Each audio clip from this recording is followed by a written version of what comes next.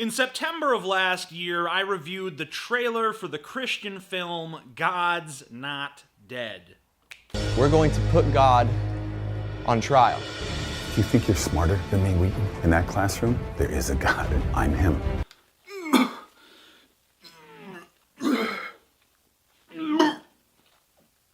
Okay. I don't have any vomit left, actually. So I think I'm gonna be...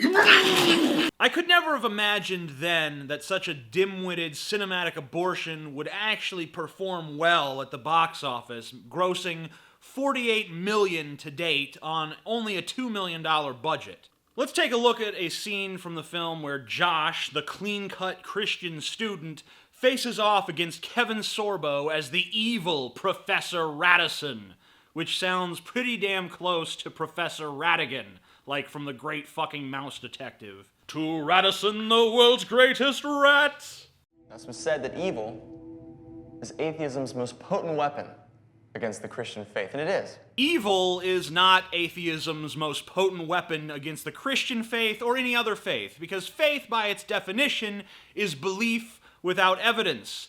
The greatest threat to faith is the logical realization that belief without evidence is not justified or warranted. It's completely unfalsifiable, and when I say unfalsifiable, what I mean is that it can't be proven wrong. Now, maybe on the surface you're thinking, oh, if it can't be proven wrong, that's a good thing. That means that it must be really solid. It's a really solid thing. It's so solid it can't be proven wrong. But the thing is, there's a good reason why we don't believe in things that can't be proven wrong. Because there's 1,000,001 random, crazy bullshit ideas that I can pull firmly out of my ass and present to you that can't be proven wrong. You know, pink unicorns with silver-flecked wings visit me when no one else is looking, and they can't be scientifically documented in any way, shape, or form. You just have to believe me. Do you believe me? You can't prove me wrong, so how can you possibly deny what I've just said? I know what you're saying, but what if there's an unfalsifiable hypothesis that a lot of people believe in? What if 80% of people believe me when I say that I am visited by a pink unicorn with silver-flecked wings whenever no one else is around, but it can't be documented in any way, shape, or form? What if 80% of people believe that? Would that give it some more weight? What if it was 90%? What if it was 99.9%? What if it was everyone in the world but you? No, it would still be a faulty notion. It would still be a faulty hypothesis, theory, whatever you want to call it.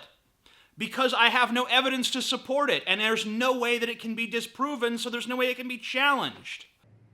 After all, the very existence of evil begs the question, if God is all good and God is all powerful, why does he allow evil to exist? Since this is supposed to be taking place in a formal debate setting, I will point out that begging the question is not synonymous with raising the question. You know, just because a statement or action raises a question does not mean it's begging a question, because what begging a question or begging the question means is it's actually an informal logical fallacy that means a statement that presupposes its own conclusions presented as an argument. Like if I were to say, you're ugly because you're not attractive. Like the justification for the conclusion and the conclusion are one and the same thing. Just like if you say, I believe in God because I have faith. You're basically saying, I believe in God because I believe in God. It's circular. That's begging the question. Getting back to the raised, but certainly not begged question of why God allows evil to exist, I'd like to present the quotation that is actually being bastardized here by the character of Josh. The real quote is attributed to Epicurus, a Greek philosopher who died in 270 BCE, and the quote goes like this: "Is God willing to prevent evil but not able? Then he is not omnipotent. Is he able but not willing? Then he is malevolent. Is he both able and willing? Then whence cometh evil? Is he neither able nor willing? Then why call him God?" And now that we've reviewed the full quote, let's listen to Josh's brilliant rebuttal. The answer at its core is remarkably simple. Free will. Free Willy! God allows evil to exist because of free will. From the Christian standpoint, God tolerates evil in this world on a temporary basis, so that one day those who choose to love him freely will dwell with him in heaven, free from the influence of evil, but with their free will intact. In other words, God's intention concerning evil is to one day destroy it. So the film's profound rebuttal to the Epicurean paradox is God's getting around to it. One of these days, you know, he's both willing and able to destroy evil, but just not yet. You still gotta wait a little while. Let you humans fuck around with free will for a little bit longer until the date where God arbitrarily destroys free will and evil in the process. So it's basically all for nothing. Like, we have to wait until God decides, okay, that's enough free will. No more. Now everyone is divided into heaven and hell for all eternity. So let's see Professor Rat Bastard respond to that. Well, how convenient. One day, I will get rid of all the evil in the world. But until then, you just have to deal with all the wars and Holocaust, tsunamis, poverty, starvation, and AIDS. Have a nice life. Next, you'll be lecturing us on moral absolutes. It's a pretty decent response, actually. Other than the part about moral absolutes that's just tossed in there at the end, that has nothing to do with the rest of what he said, but, you know, helps move the dialogue along to another issue, which makes you wonder why they even raised the Epicurean paradox if they weren't going to really reasonably address it in any way, shape, or form. But I guess if you're the target audience for this film, you're just sitting there like, yeah,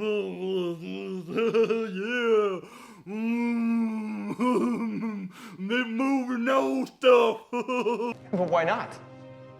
Professor Radisson, who's clearly an atheist, doesn't believe in moral absolutes, but his course syllabus says he plans to give us an exam during finals weeks. Now, I'm betting that if I manage to get an A in the exam by cheating, he'll suddenly start sounding like a Christian, insisting it's wrong to cheat, that I should have known that. Because we all know that Christianity is the only basis from which to derive morality, and there's no such thing as secular moral philosophy. We all know that's bullshit, right? Let's take in a bit more of this shit. Bring it on. And yet, what basis does he have? If my actions are calculated to help me succeed, then why shouldn't I perform them? For Christians, the fixed point of morality, what constitutes right and wrong, is a straight line that leads directly back to God. Then why are there so many different Christian denominations, each with their own ideas about God and his morality? If God gives people such a perfectly defined moral code, then how does he feel about, say, abortion? Well, if you're Catholic, he's staunchly against it. If you're Episcopalian, abortion is okay in some circumstances. If you're a member of the United Church of Christ, then abortion is A-okay. What about gays? The Church of Sweden will actually perform gay weddings. They got no problem with it. The Catholic Church won't even give practicing gays communion. What if it's not practice? That's my question. Christian morality is no more objective than secular morality. It just claims to be. It just pretends to be. And when you point out to them that it's not, they just say, well, those other Christians are misguided, but I know the real truth. Yeah, whatever.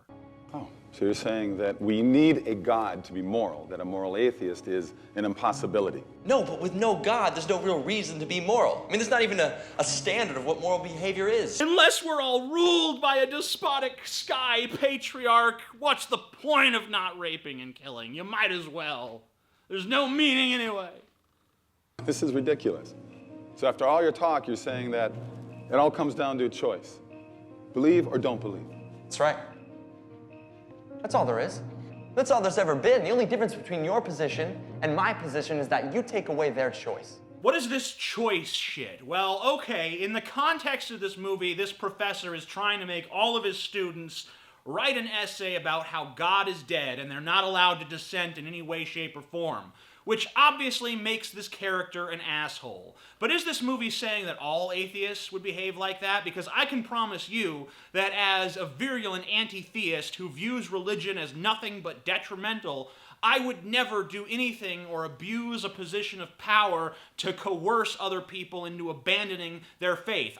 I might try to use reasoned argument to convince them that their faith lacks validity, but that's about as far as I'll go. I'm not trying to shove atheism down anyone's throat, despite the fact that I do view religion as being ultimately detrimental to humanity, because I think that removing the ability of people to choose is a worse detriment to humanity. But I think it's funny that the movie has to resort to this sort of caricature of what an atheist actually is in order to really get any sort of moral high ground. In fact, the entire basis of this atheist professor's defeat is that he engages in this completely irrational action of trying to force his students not to believe in God so that they'll pass his stupid philosophy class. And that's really the only debate that the character of Josh wins here. He wins the debate against this character's completely immoral actions because they were designed to be immoral, because this character is really not a character at all, but just a caricature. You just want to ensnare them in your primitive superstition. What I want is for them to make their own choice. That's what God wants. You have no idea how much I'm going to enjoy failing you. Yeah, but who are you really looking to fail, Professor? Me? Or God? So the Christian in this movie brilliantly explains that evil only exists because God is standing by to give free will its fair shot, and that eventually one day when God, I don't know, runs out of things to watch on Netflix, he's going to put an end to evil and to free will as well. And God is the basis of all morality, even though that makes no sense, but okay. And the atheist in the movie is a blubbering retard with no grasp of secular moral philosophy, despite the fact that he is a philosophy professor who happens to be a fucking atheist. But the real reason that he's an atheist is not because he's actually thought about it, not because he's investigated, not because he holds empirical evidence to a higher standard than faith. It's none of that. It's just because he hates God. This movie might be fun to get high or drunk and watch as an unintentional comedy, but if you're a Christian with a brain looking for a cogent defense of your religion, you'll be sorely disappointed. And if you're an atheist hoping to see some of the arguments that you would make refuted in a mainstream motion picture, you're also going to be sorely disappointed, because a true atheist or a true atheist position is nowhere to be found in this fucking movie. But of course, the reason for that is obvious, because if actual atheist positions were argued in this movie, there's no way that Josh would have won the debate, and the movie would be titled, "Oh, actually, God is dead after all." Hey everybody, if you like this fiction shirt, kind of like a play on the coexist stickers you might see floating around out there. If you like this shirt, you can get it at AmazingAtheistTees.com. It's right down there, or maybe we'll have a place you can click somewhere on the screen. If so, that'll be self-evident. And if you like this video, be sure to comment on this video, rate this video, subscribe to this channel if you're not, and visit all my social media links. Follow me on places like Twitter, Tumblr, Instagram, Facebook. You know the fucking drill.